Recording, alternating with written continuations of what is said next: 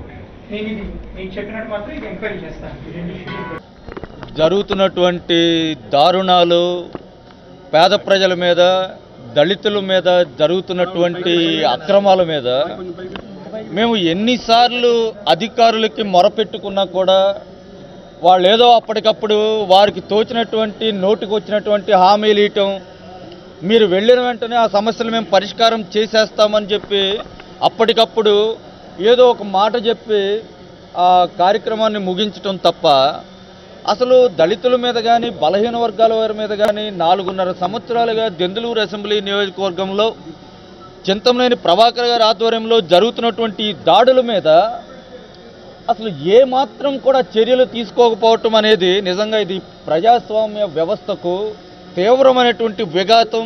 ఈ దెందులూరు అసెంబ్లీ నియోజకవర్గంలో చింతమనేని ప్రభాకర్ గారి ఆధ్వర్యంలో ఈ చంద్రబాబు నాయుడు గారి ఆధ్వర్యంలో నడుస్తున్నటువంటి తెలుగుదేశం ప్రభుత్వంలో నడుస్తూ ఉంది.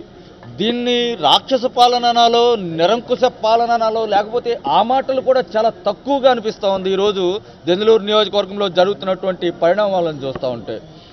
నిన్నటికి నిన్న నాయుడుగూడెం అనే గ్రామంలో 2 దళితులు ఉన్నటువంటి ఆ ఇళ్ల మీద సుమారు 100 మంది పోలీసులు. అసలు పోలీసులకు ఏం సంబంధం అండి మేము అడుగుతా ఉన్నాం.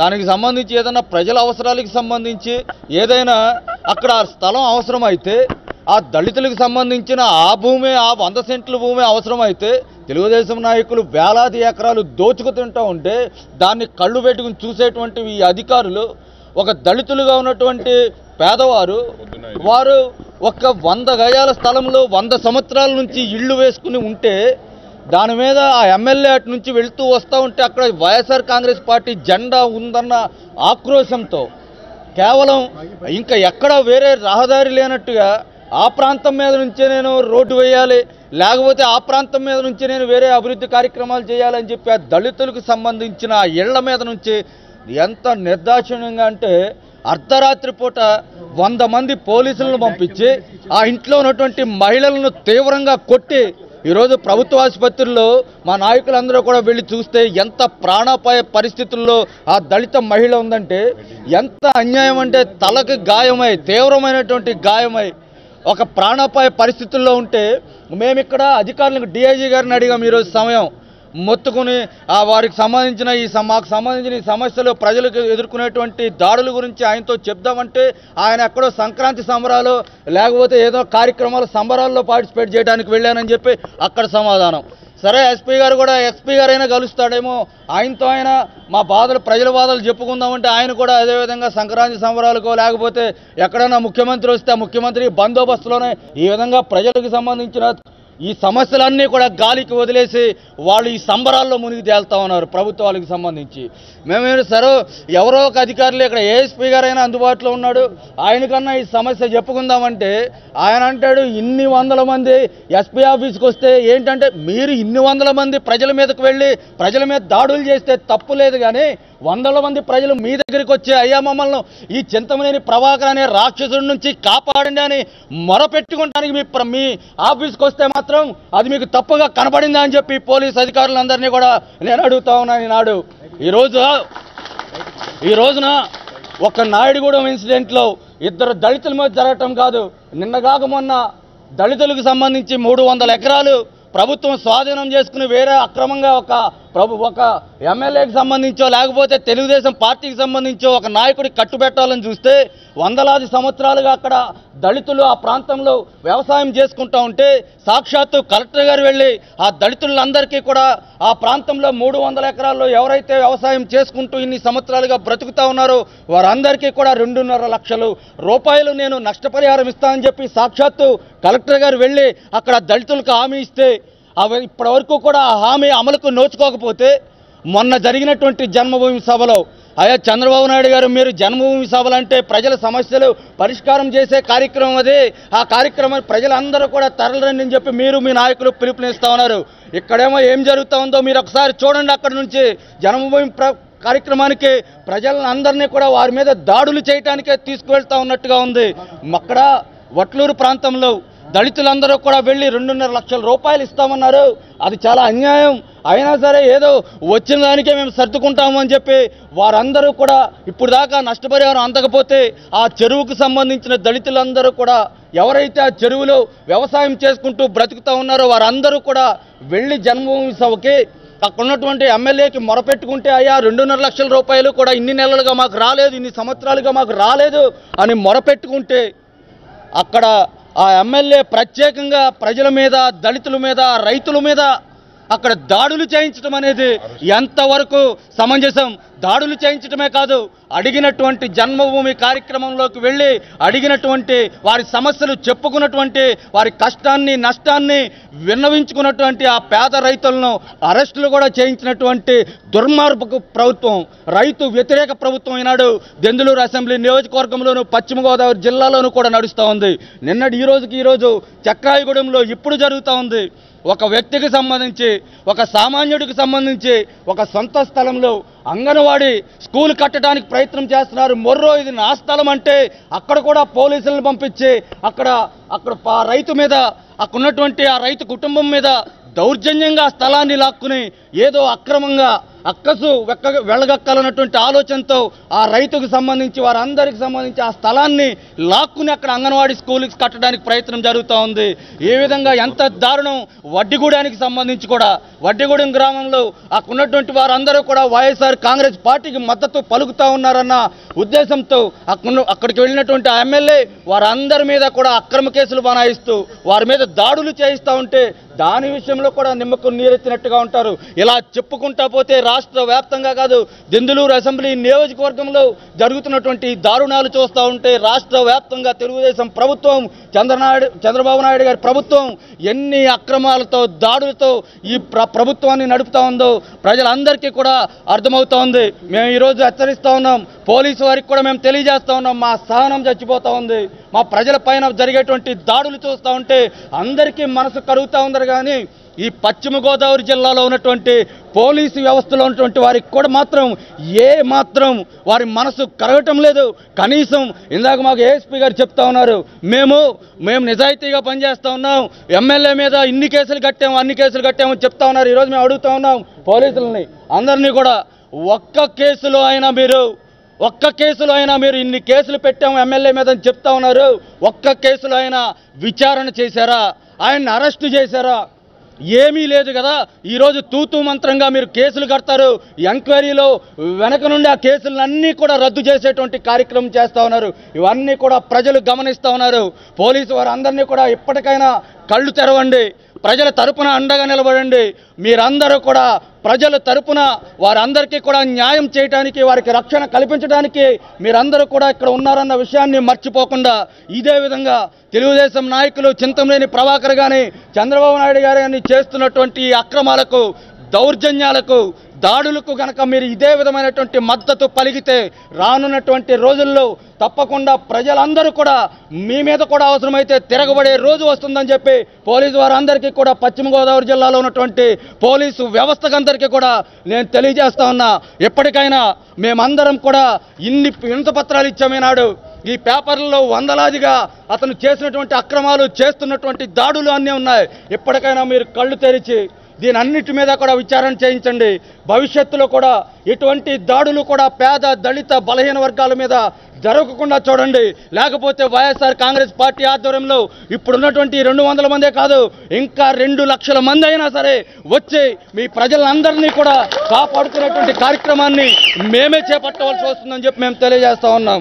చింతమనేని ప్రభాకర్ గురించి ఇప్పటికీ నాకు తెలిసి గత 2 సంవత్సరాల్లో ఒక 22 సార్లు ఈ పోలీస్ ఆఫీషియల్స్కి కంప్లైంట్ ఇవ్వడం జరిగింది. ఇంకా సిగ్గు చేయటం మేము విసిగిపోయాం. ఈ ప్రశ్న ముఖ్యమంత్రి గారిని అడుగుతున్నా. నాయుడుగూడెంలో పొద్దున్న 4 గంటలకి 4 AM ఒక సిఐ, ఎస్ఐ, ఒక 30 మంది పోలీసులతో వెళ్ళి అక్కడున్న పేద ప్రజలు, దళితులు ఒక 4గురిని ఇంట్లోంచి బయటకు లాగి పొక్లైన్ తీసుకెళ్లి వాళ్ళు ఇల్లు పడగొట్టవలసిన అవసరం ఏం వచ్చింది? దయచేసి ఎంక్వైరీ చేసి దానికి బాధ్యుల్ని సస్పెండ్ చేస్తారో ఏం చేస్తారో మేము ఎదురు చూస్తున్నాం. మేమందరం కూడా తెలుగుదేశం పార్టీ కేవలం మీ 10% జనాభా కోసమే పరిపాలిస్తున్నారు, తక్కువ 90%ని అణగదొక్కడానికి చూస్తున్నారు అని మేము ఆలోచిస్తున్నాం. దయచేసి మీరు వెంటనే ఎంక్వైరీ చేసి దానికి బాధ్యులైన సిఐ, ఎస్ఐల్ని సస్పెండ్ చేయకపోతే మా నమ్మకం నిజమని మీరు నిరూపించినట్టు అవుతుందని మీకు ప్రాధాయపడుతున్నాం. నేను ఎన్నోసార్లు చెప్తా ఉన్నాను, దెందులూరు నియోజకవర్గంలో ప్రజాస్వామ్యం పూర్తిగా కూని అయిందని చెప్పి ఈనాడు చింతమనేని ప్రభాకర్ జన్మభూమి అని చెప్పి ప్రతి ఊరుకు వెళ్ళి జనాన్ని జైలుకు పంపించే కార్యక్రమం చేపడుతూ ఉన్నాడు. మీకు ఎన్నో సంఘటనలు జరుగుతూ ఉన్నాయి. నాయుడుగూడెం గ్రామంలో ఒక దళిత కుటుంబం, పేదవారు 70 సంవత్సరాలుగా ఒక ఇంట్లో ఉంటుంటే వారిని కక్షపూరితంగా వైఎస్ఆర్ కాంగ్రెస్ పార్టీ జెండా వారి ఇంటిపై కట్టారని చెప్పి అక్కడ రోడ్డు వేయాలని చెప్పి మా కార్యకర్తలను కూడా మభ్యపెట్టి అర్ధరాత్రి 4కి ఒక పిరికి పెందలాగా అర్ధరాత్రి 4కి వెళ్ళి వారిని ఇంటి నుంచి బయటికి తోసేసి 70 సంవత్సరాలు వయసు ఉన్న ఒక అమ్మగారిని కూడా తన్ని ఆవిడికి తలకు కూడా గాయమై ఇప్పుడు ప్రభుత్వ హాస్పిటల్లో ఉందంటే దెందులూరు నియోజకవర్గంలో పరిస్థితులు ఎలా ఉన్నాయో మీకు అర్థమవుతుంది. అంతేకాదు వడ్డిగూడెం అనే గ్రామంలో వైఎస్ఆర్ కాంగ్రెస్ పార్టీలో జాయిన్ అవుతున్నామని చెప్పి ఒక 25 మంది కార్యకర్తలు మా దగ్గరికి వచ్చి చెప్పి వారు ఫ్లెక్స్లు పెట్టుకుంటే వారు ఏదో చేపల చెరువుల్లో ముందు కలిపారని ఒక అబద్ధపు కేసులు వాళ్ళపై కట్టి వారిని కూడా జైలుకు పంపించిన వారిని చూస్తున్నాం. అంతేకాదు ఎంత దారుణం అంటే అక్కడే సిఐని, ఎస్ఐని నుంచోబెట్టి పోలీసు వారి సమక్షంలో వైఎస్ఆర్ కాంగ్రెస్ పార్టీ ఫ్లెక్సీలను కూడా తగలబెట్టిన అంత రికార్డింగ్ మా దగ్గర ఉంది. తప్పకుండా ఇలాంటి చర్యలు తీసుకోవాలి. అంతేకాదు ఒట్లూరులో వెమ్ టెక్నాలజీస్ ఒక కంపెనీ పెడుతున్నామని చెప్పి మాయమాటలు చెప్పి 300 ఎకరాల పొలాన్ని తీసుకోవడం, చెరువుతవ్వి పొలాన్ని తీసుకుని 300 మంది రైతులకి అన్యాయం చేయడం జరిగింది. ఆ రోజు కలెక్టర్ గారి సమక్షంలో వీరికి 40 రోజుల్లో 2,50,000 రూపాయలు మీకు ఎక్స్క్రేషియా ఇస్తామని చెప్పడం జరిగింది. ఇప్పుడు దాకా ఆ రైతులకి ఆ డబ్బు ఇవ్వకపోవటం వల్ల పేద రైతు కుటుంబం, బీసీ, ఎస్సీ వర్గాల వారు 4 సంవత్సరాలుగా వెయిట్ చేసి మొన్న జన్మభూమి వచ్చినప్పుడు ఒక ప్లే కార్డ్ పట్టుకుని చింతమనేని మా డబ్బు ఏమైందని ప్రశ్నిస్తే చింతమనేని యథావిధిగా వారిని అందరినీ ఎస్సీ, బీసీ మహిళలను కూడా చూడకుండా వారందరిపై మనం కూడా మాట్లాడలేని పదజాలం వాడుతూ వారందరినీ కూడా బూతులు తిట్టి అక్కడి నుంచి పంపించడమే కాకుండా మా రైతుల్ని, మా బీసీ, ఎస్సీ మహిళల్ని అందరి మీద తప్పుడు కేసులు బనాయించి 13 మందిపై కేసు పెట్టి వైనాన్ని చూస్తూ ఉన్నాం. దెందులూరు నియోజకవర్గంలో ఇలాంటి సంఘటన ప్రతిరోజు జరుగుతూనే ఉంది. 24 గంటల్లో 4 విషయాలు జరుగుతున్నాయి. ప్రతికాలంగానే గ్రామంలో 15 కోట్ల రూపాయలు ఇతను అక్కడ రైతుల దగ్గర తీసుకుని ఆ డబ్బు కూడా ఇతని దగ్గరే పెట్టుకుని అక్కడ భయానక వాతావరణం చేస్తూ ఉన్నాడు. నేను చెప్తా ఉన్నా చింతమనేనికి నీ రోజులు దగ్గర పడ్డాయి. నీకు చెప్తా ఉన్నాను 3 నెలల్లో జగన్మోహన్ రెడ్డి గారు రాబోతున్నారు. దెందులూరు నియోజకవర్గం నుంచి సాగనంపబోతున్నాము. గుర్తుపెట్టుకో.